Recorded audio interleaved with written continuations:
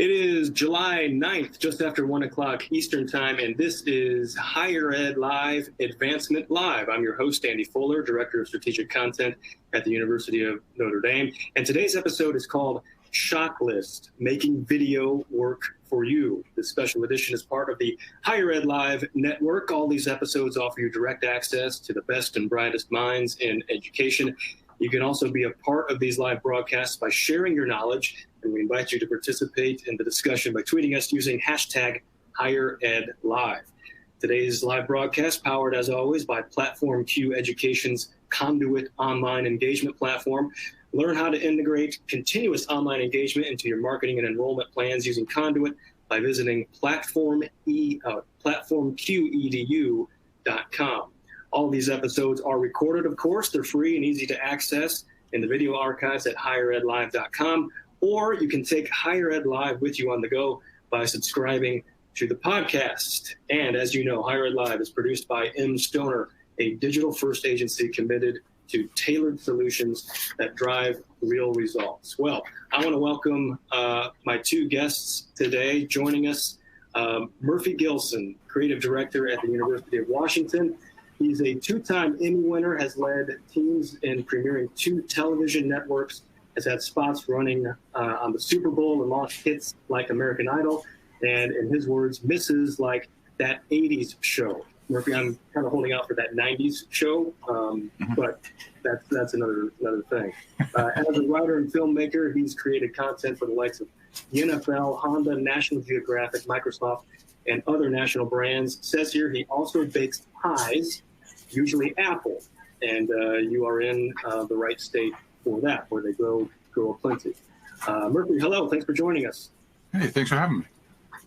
Also from the University of Kansas, Tim Seeley. Tim is the Associate Director of Digital Media for Marketing Communications at KU. He's the father of 2 daughters, soon to be 3, I understand, husband of a wonderful wife. He's passionate about Taco Tuesday, and I understand it's noon in Lawrence, so we'll speak this along. Tim can get on to more important matters. Also passionate about music and the proper pronunciation of the word spelled GIF. I'm not going to walk into that one. Before coming to KU, Tim spent time in the commercial world cutting video for clients like Applebee's, Bayer, Walmart, and others. Now, in his current role at KU, he and the digital media team get to see, experience, and capture the best that KU has to offer, and they help to tell the story of the university through photography and video. Tim, thanks for joining us. I'm happy to be here. Thanks, Andy. All right, don't forget, we've got a lot to discuss here on the topic of video, and we want you to join in as well using hashtag HigherEdLive on Twitter. I'll do your best to get your questions, do my best to get to your questions as they come in. First, I have a few questions of my own. Okay, video. I think everyone knows, video is kind of a thing, right? It's a big deal, but just a few stats, just in case we don't know that yet. This year, 80% of all internet traffic will be video. Users view more than 1 billion minutes of video on YouTube each day, and 87% of marketers of all kinds, not just in higher ed, use video. So, however, I'm not one to do something just because everyone else is doing it. I get a hunch that you two aren't either, and just because video is ubiquitous, that doesn't mean there aren't consequences for producing bad video. And maybe that's a good place to start. I think there's a lot of pressure to use video in higher ed today, but are there certain questions we should be asking ourselves before we jump in? Not questions about the how of video, how to produce video, we'll get to that, but maybe questions dealing with the why and the when. When does video make sense, and when does it not make sense? Tim, what do you think? Yeah, it's a popular debate, and I feel like a lot of times when we have people that come to us asking for video, they're looking for a solution to a problem that has nothing to do with video at times. So video can be used in a lot of different contexts. It can certainly be used to convey a lot of information. It's very ubiquitous now. It's on phones and computers and TV. It's everywhere. But for me, it really comes down to making that sort of emotional connection with people. You can do it in a really concise package, 60 seconds to 2 minutes. You can craft something that's really nice. And I think that's what appeals to people. So they come to us and they have an issue and they think, we need a video and it'll fix our problems. And that's just not always the case. And a lot of times I don't think people necessarily know why they want a video. They just kind of like it. So that's certainly been my experience. Murphy, what about you? I mean, video's kind of been your life, but is there ever a time at which you say, yeah, video is not the answer here? No. I'm not sure I agree with the premise, quite frankly. I don't think that there is a story that is inherently not suited for video. Just as, I think it's like asking the question, when's the appropriate time to write something down? When's the appropriate time to take a picture? I think there are successful ways to tell whatever story you want to tell using video. It's really, I think, where the difficulty happens, and I think this may be the issue, is when you get people that are not creative professionals dictating how to write or to direct or create that video. Then you can walk into traps where you're not successful. That becomes problematic. But I think video is a great way to explain complicated ideas on a human scale, right? And it's as you were saying, it's a positive way to engage people on a really emotional level, on a human level. YouTube, for all the things you pointed out, there's a strong one that I always carry with me. YouTube is the world's second largest search engine behind Google. So when prospective students or the community at large wants to learn about your institution, they're looking on YouTube. That search is already happening right now. Content is being created about your university or your institution right now. Who's doing it? Who's creating that content? Who's sharing your message? And if it's not you, it's someone else. And then you don't control the conversation. You don't present maybe accurately or in the tone that you would like your perspective on an issue. So I think video is essential. But to whether or not everything fits, I think everything can fit in a video if how that's done is left to video professionals, creative professionals, if that makes sense. Yeah. And I would chime in too to say that sometimes video isn't the best fit. So maybe there's another tool, and I'm coming from a marketing side. So, maybe you don't need a video, maybe you need a more cohesive marketing campaign or something like that to meet whatever the objective is that the person needs. Yeah, I don't think it's always a singular solution, to be sure. Yeah. So you both kind of alluded to this. So what about those instances where video is not being left to the video professionals, where you're getting pressure from someone who carries a big stick at your institution to do things a certain way? How do you broach those conversations and try to direct them toward an area where maybe you can be more successful? Murphy, I'll start with you. I'm sorry. I didn't hear you there. I'll jump in and answer nonetheless.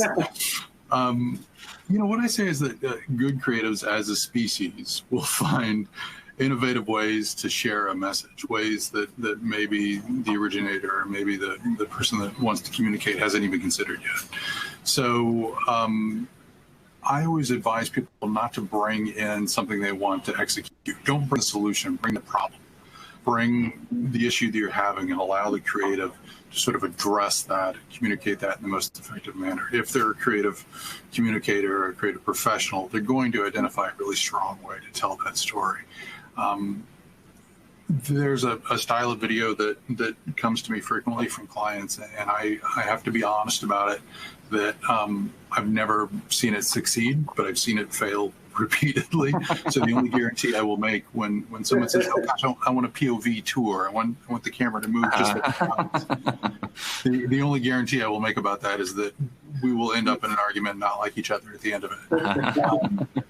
So I think you have to be honest with those sort of things and speak from your experience. But mostly the people bringing the assignment should be partners in that process and can trust your communicators. Tim, what would you add? Yeah, I think that's certainly the case. I think specifically in thinking in terms of higher ed, there can be politics that get involved sometimes, and there's certainly been instances, not just in video and all sorts of, and really any creative field, where you have someone that comes with a project, and maybe it doesn't really align with what makes the most sense creatively or even strategically. But you have relationships you want to maintain, right? So it's more than just this one project. You want to do something that can build a bridge towards future projects. So you have conversations with those people. You try to make the best case for why this video may or may not be a great idea. And sometimes you can make progress, and sometimes you just do it. So. Yeah, as we say around here, sometimes you have to eat your vegetables. Yeah. You do have to kind of labor through those. So, Murphy, you talked about, video can be good, but you need to leave it to video professionals. There are departments on campuses where people are being asked to produce video, and, maybe they haven't had quite the training that a video professional would normally have. So I guess my question is, how is there ever a low budget solution to video that can be effective? Someplace between my iPhone and my $10,000 camera. Is there ever an instance where you can get by with something that maybe isn't going to be up for an Emmy? Yeah, absolutely. I don't think infrastructure will solve storytelling. So, start with talent. Identify an expert in the field. Identify a creative communicator or a video professional, which is tough. It's tough because, anytime you're trying to identify talent outside of your area of expertise, it's hard to know if you really got somebody that knows what they're doing and you can trust and build a relationship with them. I mean, I have no idea if my financial planners are any good. I have no clue. I just have to trust. So I think that's the important thing. But infrastructure will improve the quality of your work, but that's not what the production quality, but that's not what will improve the quality of your storytelling. Yeah. An iPhone can make pretty good content if you've got a good storyteller. There are vloggers on YouTube right now that have more viewers than network television does, and they're doing it with iPhones. So it's really, in the end, it's really about the talent you have, and good talent will know how to use the tools at hand to their fullest. Yeah. And I think too, sometimes a lower cost option is actually a better creative option too, right? So, especially in higher ed, we try and recruit younger folk that are very tech savvy, and sometimes having a really high polish, high gloss product in terms of your video can actually create a little bit of a barrier versus something that's more lo-fi and organic and can kind of resonate with the audience. So, and also the iPhones are amazing. they can do amazing things. Apple has created a whole series of ads. Granted, they probably have like $20,000 worth of supporting gear behind the scenes, but they've made commercials with iPhones that look just as good as anything on a high-end camera. So I push smartphones, especially for people on campus that are just getting into video for the first time and they're maybe intimidated. Just start simple, and it's a great option sometimes. So yeah. So yeah, if infrastructure isn't as important as talented people and storytelling, I'm interested in exploring that a little bit more. In your mind, what are the types of stories, or what are the elements that make for really good video? Well, I think you have to know how to tell a story, and that's really basic, and that goes to your middle school or high school creative writing class. You have to know who the hero is, whether that's a person or an institution or an idea, why we're invested into them, what challenges do they face and overcome, and how they're transformed because of that. And then, more immediately, how does it connect to me? How does it stop my scroll, as it were, as I'm going through social media or how I'm consuming video? How does it engage me, and do I understand the story? That's really above all anything else. Yeah, you want the camera pointed at your subject. You want to make interesting edits, and you want to make smart visual choices. But we tell stories as communicators, and knowing how to do that is the most important part. Mm-hmm. Yeah, I agree. I think, I mean, for me, it always comes back to what's the sort of heart of the thing that you're trying to communicate. So is there some sort of emotional connection you're trying to make that resonates with people? And that doesn't matter what your camera is. It's all about the story. It's about the subject. We're all human people. So what's that human connection that you can make, whether it's, make somebody cry or laugh or something along those lines. And to be frank, too, there's so much media out there now. People are really used to a lot of the standards have kind of lowered in terms of what may be acceptable for video quality. So in terms of getting into it, there's not a lot of technical limitations at this point, I feel like. And really, it just comes back to what's the story? What's the person going to walk away with? They're not going to remember, man, that was a really nice lens, or did you see the light on that shot? It's going to be, oh, I saw this story about this person that did this amazing thing. So does that change by platform? I think so far we've talked mostly in the sense, I think, in a way, about kind of this package form that might be, living on YouTube as a 4 or 5 or 6, 7 minute piece. But, video is on a number of platforms now, speaking about social media in particular. Does how you approach stories and how you edit stories, how you create versions of stories, does that change by medium? And if so, how? Yeah, absolutely. I think, platform, I mean, obviously there's first the technical limitations. If you're on Instagram, there's time limits and what the platform is for. So if you have a 10-minute documentary, it's not going to work on a place like Instagram, although there is IGTV now. So maybe I take that back. But yeah, absolutely. You want to pay attention to where people are going to be watching your content. It's not everything has to be broadcast spec necessarily, but depending on the story you're telling, you want to make sure that your production lines up with the output. Mm-hmm. Yes, the story trumps technical quality now, especially. You have to keep in mind that a good deal of your audience has never seen television news. So sort of the traditional standard by which we've measured how to properly do things in the way that maybe a lot of us are brought up. I know that's my early experience was coming up through that lockdown shot, pan, tilt, zoom. Audience hasn't seen that, and it looks weird to them, to be quite honest. Yeah. So the same sort of reaction we have to maybe cell phone video because of how we consume media is like, oh, that looks weird. They have that reaction to the media that we came up with.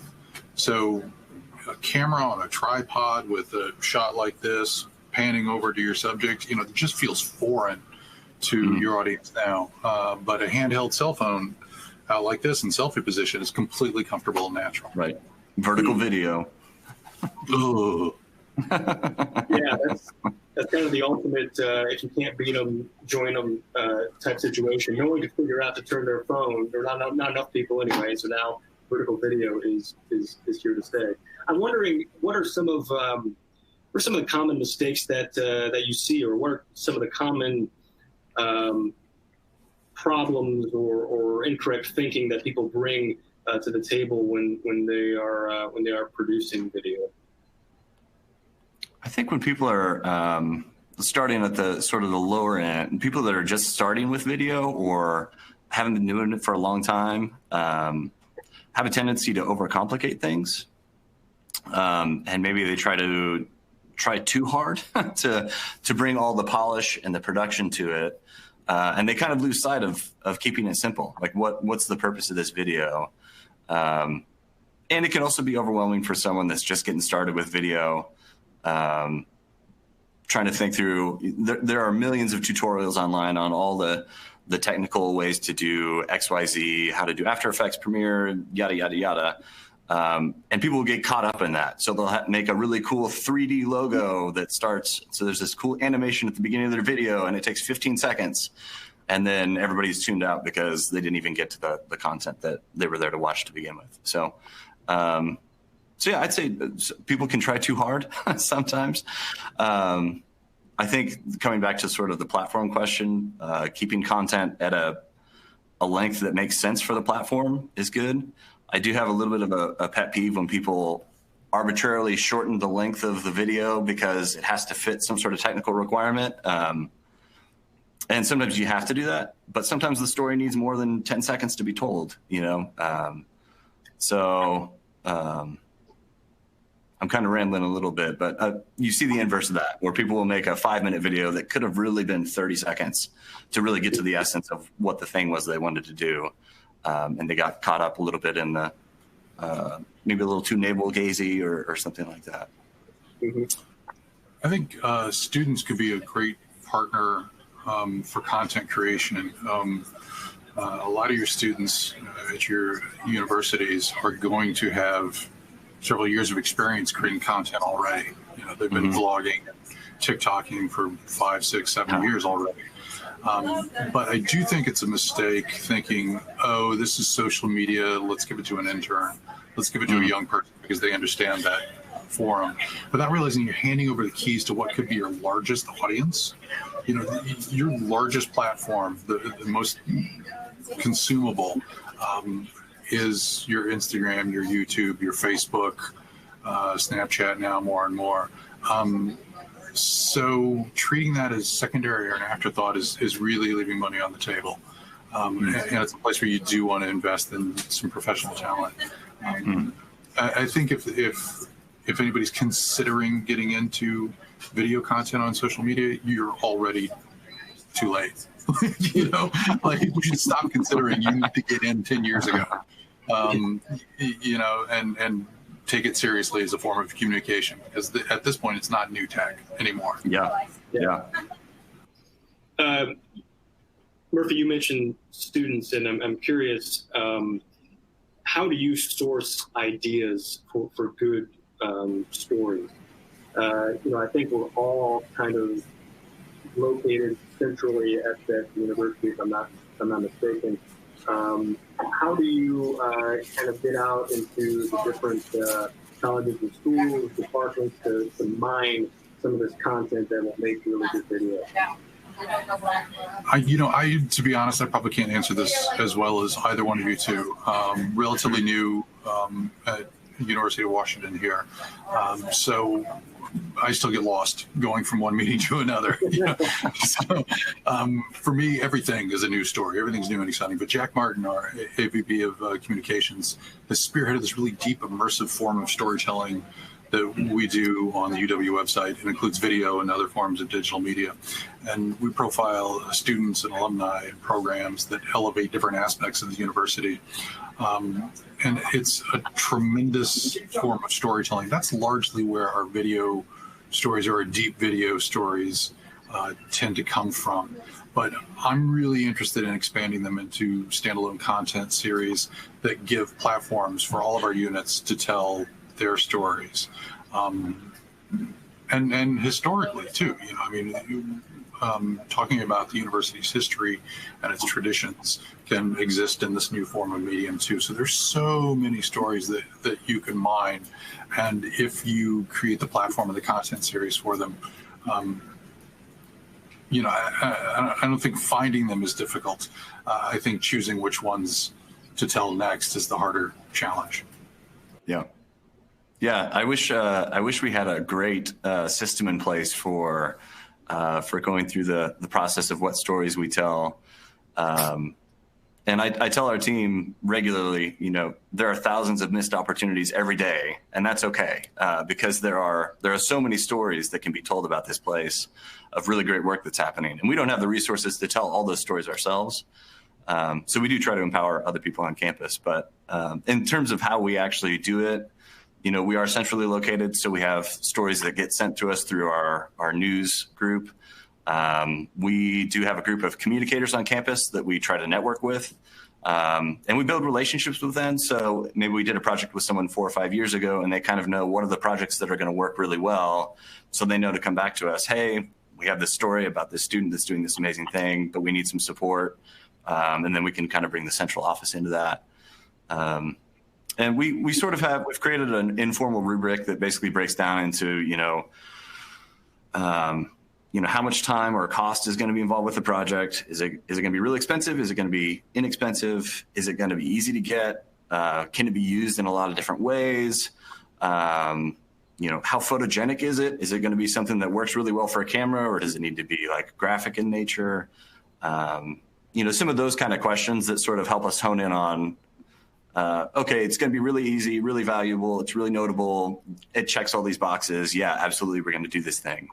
And then every once in a while, it'll just be a really great emotional story, and you kind of get behind it. So, is there a section of campus? I think we all want to promote, our research capabilities and in a lot of STEM type things. Oftentimes, the more emotional stories might be found in some of the humanities. How do you? I guess my question is: do you have some kind of rubric where, we've been heavy on this section of campus, now we need to focus here? How do you balance to make sure you're kind of spreading the love in the stories that you tell? We have an annual story calendar, as it were, which is, I think, a really strong approach.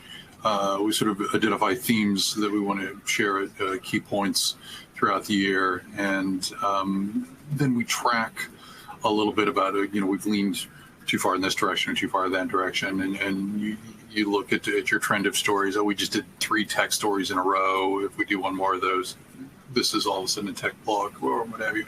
So it's being an editor in this format as much as any other. As if you put together a TV series or you're putting together something like that, it's just tracking those things and making sure you're managing the larger voice, telling stories not just on that 5-minute scale, but then stepping back and looking at your collective calendar as a way to tell a story too, and how you're building that art. Tim, what about you? Yeah, we have themes, and Jack Martin actually used to work here. That's actually how I got connected with you, Murphy. Great guy. So there may be some similarities there. And typically for us, the themes are pretty broad. And you'll find this in higher ed, right? What are every university trying to do? They're focusing on research and community development and academic success and these various subjects. So there's some pretty broad umbrellas. Depending on the year, if there are certain strategic initiatives that the university has, we may focus more in one direction or another. But there is also this sense of, we want to try to balance and help the whole KU community as much as we can. So if we've had 2 or 3 stories featuring one program, it's like, maybe it's time to hit pause and move on to something else. But it's a difficult proposition to know what's the right call necessarily. You can't necessarily look at analytics and say this one did really well, so we're going to do more like this, because there's so many programs that the video may not inherently do well, but you really want to elevate it for whatever reason that may be. So yeah, it's a tricky thing to figure. And speaking of analytics, it's difficult to judge sometimes why things do well. Right. And we could look at something and say, oh, well, that was a story on, let's say, an app on the phone, right? So let's do more stories about apps on the phone, but that's not why it resonated, Right. So analytics can be misleading as well as they are helpful. So that takes a subtle nuance to identify why something's successful like that. Yeah. And for us, if we put a basketball on it, then it'll do well. So. Yeah, I know how that goes. With us, of course, it's the dome or a picture of a football. Maybe cherry blossoms or something like that. So there you go. Apple. Yeah. Mm-hmm. I am curious then, how do you measure success? Is there some kind of internal measure to say, okay, this is over a certain bar, and so we feel pretty good about this? But how do each of you measure success in what you're doing? How do you know a video did well? That's a good question. I think there are the sort of objective metrics. So you can look at, hey, this had reach of however many thousand, and if we look at past numbers, this did really well in comparison to that. So that's a really easy way to look at it. The truth be told, though, there are so many stories that we want to tell that aren't going to have the reach of, our notable, KU's big on tradition. So if you do something that's a really tradition heavy piece, it reaches really far. but maybe that piece was supposed to be a recruitment piece. So it doesn't matter if the alumni liked it. We wanted to see if the 16 and 17-year-old prospects liked it. So, so there is this sort of the qualitative, quantitative balance that you're trying to strike. And for me, what it comes down to is, were we true to what the story needed to be? So if we're telling a story about this individual, did we elevate them as best as we could to help them either further their research or tell their personal side, or whatever the thing was? We want to basically present the best form of that as possible. And that can be a little subjective. But if we look around the room and people are crying at a video, it's like, okay, it struck a chord. So it's usually a good metric. Yeah, unless it's supposed to be not a sad piece, in which case then maybe it's a bad thing. Yeah, I think I don't want to take away from that answer. It was perfect.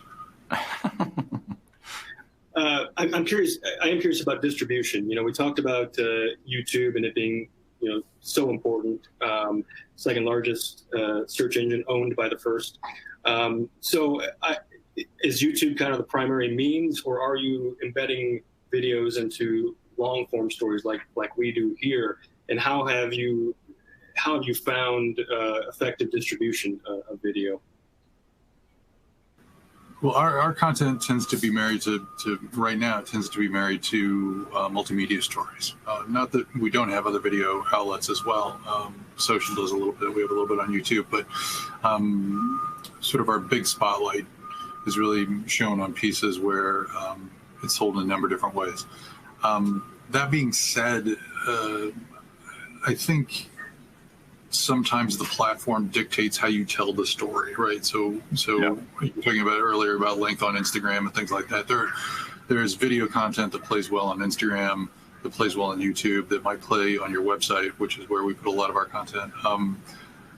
And I'm a firm believer in creating content series that fit those platforms appropriately, right? So you should have an Instagram series, you should have YouTube series, you should have Facebook series, and then things that live on your website as well. So I think different types of videos should live on different platforms, or different versions of the same story, told slightly differently for what platform makes the most sense.